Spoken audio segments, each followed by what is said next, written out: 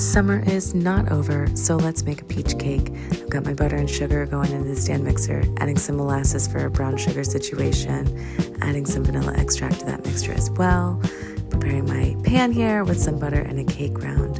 I'm mixing a little masa harina and all-purpose flour as the flours for this cake. I think the masa is just going to add a really nice corn summer flavor to this peach cake. I'm using Preppy Kitchen's recipe, slightly modified, obviously. With the inclusion of the masa, I swapped out sour cream for buttermilk. I'm just slicing up my peaches here. I'm doing some smaller chunks that are going to go in the batter and then slices that are going to go on top. I'm not peeling them, just cutting off any spots that look a little funky.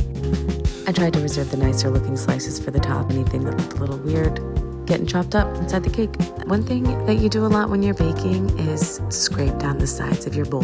So that's what I'm doing here before adding my 2 eggs. And then going in with another scraping of the sides of the bowl as is necessary.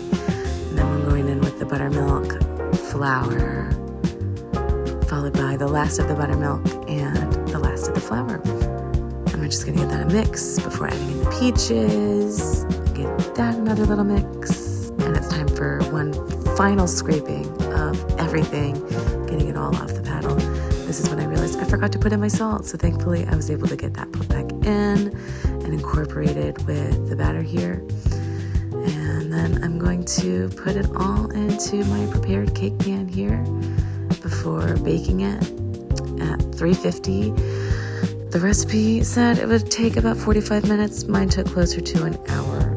I changed the recipe a little bit, so not to be unexpected. And now I'm just gonna go on with my sliced peaches on the top.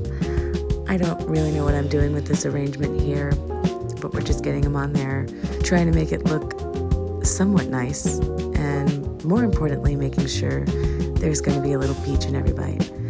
Sprinkling a little turbinado sugar on top, a little pinch of salt, a little Solgar action here.